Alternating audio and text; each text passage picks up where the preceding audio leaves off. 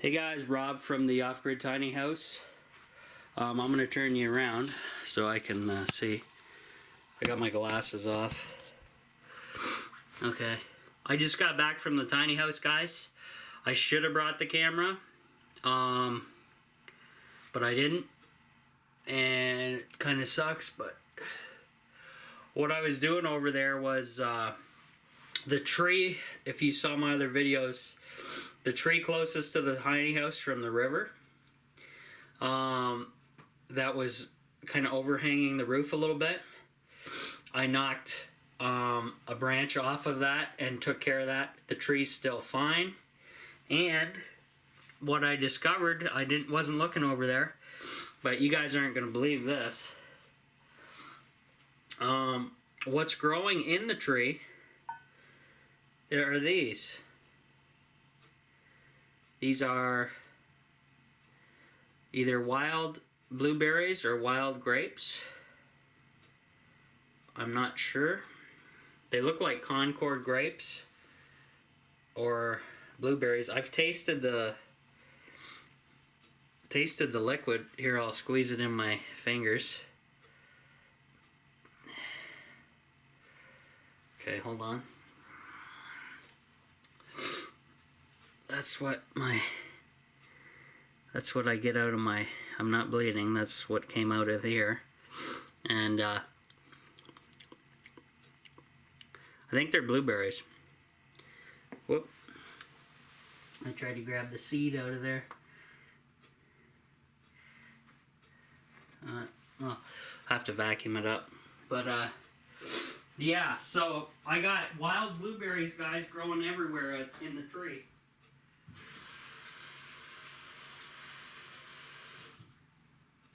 Sorry, I had to quickly wash my hands. So, wild blueberries, guys, growing in that tree right next to the tiny house. Wasn't planning on that, didn't know about it until I took a branch off. And I saw the vines growing up. The vines have grown right in with the tree and grew all the way to the top. So there's basically grapes or blueberries hanging up in there. I know they're not poisonous berries because I would have died by now. I sampled one. So here, I'll show you. I picked two of them came down as I was cutting. I should have filmed me cutting the trees down, guys, or that branch down, but I'll show you more when we're over there. I used my bow saw, the survival bow saw, and my new cordage from the Dollarama store. If you guys remember, I got that tub, that white laundry tub, in that video. Plastic little laundry tubs, square thing. In that video, I had a reel of rope. That's all I used was the bow saw and the rope to bring down that tree. And now the tiny house roof is completely fine, no overhangs of possible shade. So that's a good thing. I was there today to make sure, you know, that I was just watching the sun and doing seeing the calculations of how it's going to work, and it's going to be fine on the roof. It's going to actually be good. I haven't gotten over to my angle iron guy's source yet, but I will. I've taken the measurement when I was over there, so we have 8 feet 6 inches wide, guys. That's how wide the tiny house is from the outside. The width of the tiny house from the outside, basically, okay? Inside's different because I added framing and insulation. So it's probably about 2 by 4. It's like 8 inches, or 8 feet 2 inches width-wise inside, something like that. And about the same height-wise, so 8 foot and a bit. So not too bad. And so this measurement here, the vertical one is just the ones that are going to go up on the side. Here, I'll grab the angle iron. Now I want to use aluminum if I can, because it's won't have to treat this and rust proof it. But this is just steel. This was that from the other video. So a piece about this size. This is a 3-footer. Whatever. If I can get 4 feet, half of a length. I'm not sure how long a length is. I'm guessing 8 feet, and then 12, and then so on and so forth. So because of the width of across the top of the tiny house, I'm going to have to get 12-foot lengths, cut them at this measurement, and then you know, attach them.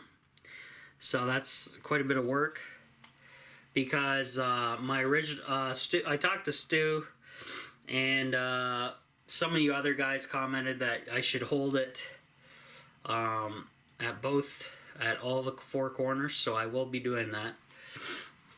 And that means I'm gonna need 4 pieces going on the sides, so 1 for each corner of the panel, right? And then 2 pieces that are 8 by 6 inches, 8 feet by 6 inches, lengthwise going across, so I can bolt the panels to those. So that's quite a bit. I got to do a calculation before I go talk to the angle iron guy, see how much it's going to cost for all this stuff, and hopefully he can hook me up with a good deal, because I've done work for him, so we'll see. I'm stuffed up with allergies at the moment, guys. Yesterday I cut my parents' lawn around here, and lots of weeds, because we had rain for like a week almost, or at least 3 to 4 days, steady rain. However, we had the first 3 days was insane humidity. You guys probably saw my video, like 87% humidity, which was, it's fucking crazy. It's I would have died in there without a redneck air conditioner going or something, because I don't like humidity. But it's actually was nice in there today. It was like 21% humidity in there or something crazy low, and then 21.6 Celsius, something like that. But there was still high humidity outside, because we have all this moisture on the ground and grass and weeds that it's got to soak in and dry up. So hopefully that's going to happen. So sorry I didn't film that, guys. I should have. But I got a little paranoid with the new camera and falling trees. I hope you guys understand that. But everything went smooth. I didn't kill myself. I didn't get hurt. My dad actually showed up at the end when it was kind of weird. He had to run out of town, and then he just saw me. I guess he must have came to the house and saw that I was gone, so he headed over there. And basically, he saw the tail end of it finally falling down. It missed my new, like, I had the rope on it, guys, and this thing's coming down towards my new window we just put in, and I was like, oh shit. But the deflector, which deflects the rain, helped, and I was on the rope pulling it away from the tiny house, so it was able to get away safely. And then I just chucked everything in the bushes down there, cut everything up, chucked it in the bushes, and it'll be fine. But now I have a source of annual fruit there, guys. And it attracts, there's so much fruit there that there's enough for me and the birds. There was cardinals there I saw, and I was like, oh, wait a minute, what's that growing in the tree? Is that elderberry tree? Which I thought that would have been even better, because elderberry is awesome. But blueberry or grape, I don't know what it is, guys. It's a wild grape or blueberry. It's not poison. I'm not dead yet. So Well, stay tuned for that if I stop making videos or something. But yeah, I don't recommend you guys going out and eating random berries, but I kind of knew what they were because they were growing.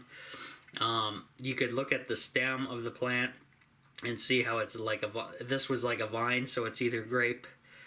I'm guessing it's grape. It's a wild grape. It doesn't taste like it's not a real sweet grape. It's a Concord grape, I think, of some sort. But it's not a real appetizing one, but still nice to have. It's free food, and it's growing all over the tree next to the tiny house, so that's pretty neat. What else can I share with you? Oh, the tote. One of the big totes, the blue things, that blue with the black lid that my mom bought me. I brought that over there as well, and that's in there. And I'll do a video when I go back over there sometime, and I'll show you guys all that stuff. But for now, I'm trying to figure out this solar racking, DIY solar racking, because I do not want to drill holes into my roof after all the crap I went through sealing it back up. So I'm doing it with racking. It's going to be along the sides and bolted at the corners, and when it goes across, solar panels are going to be bolted to the angle iron that goes across at both ends, and that'll be solid. There'll be a little bit of airspace underneath for the wind to blow through and underneath, and for the cooling of the panels. And then the only downer with this part, guys, is in the wintertime, I got to get up and down on a ladder and brush the panels off every day. But that's exercise for me. I need it. As long as I don't kill myself on the ladder, that's the main thing. So, and then if I run out of roof space, guys, the tiny house, the side that's facing the road, that will be my next option for panels, going along there with a little hinge system, which I can use off the angle iron that runs down, possibly. All depends how that works. And then yeah, if I sound a little snuffed up, guys, it's allergies right now. I might have to take one of those allergy pills, but it's not too bad. I just kind of congested a little bit, but we'll see.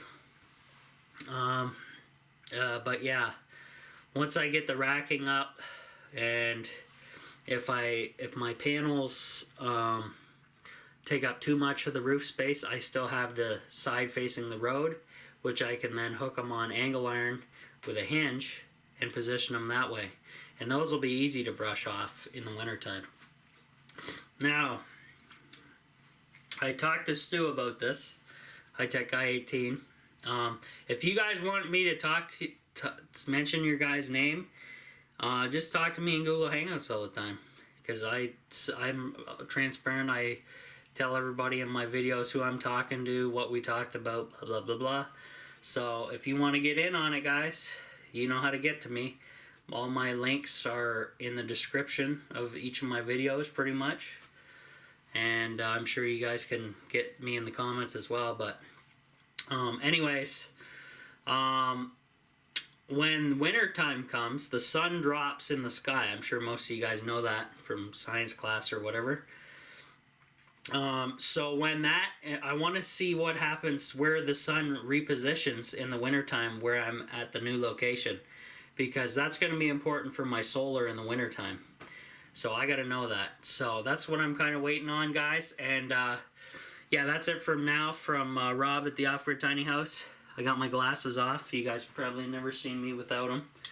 But I was sweating like a pig there and doing all that stuff. So I'll put them back on for you before I end the video. Not like you care, but there you go. There he is. Yeah, so that's it for now, guys. I'll give you some more video updates as I go. Sorry I didn't bring the camera to show you the demolition of the tree, but I'm sure most of you guys know how a tree falls. I did it safely, and that's the main thing. And the tree is still going to produce. It's not going to die. Cutting one branch off that was kind of overhanging my tiny house. So you got to be respectful and don't like you don't go crazy with nature. You just let it be, work with it, work around it, whatever you can do. So that's it for now, guys. We'll talk to you later, okay?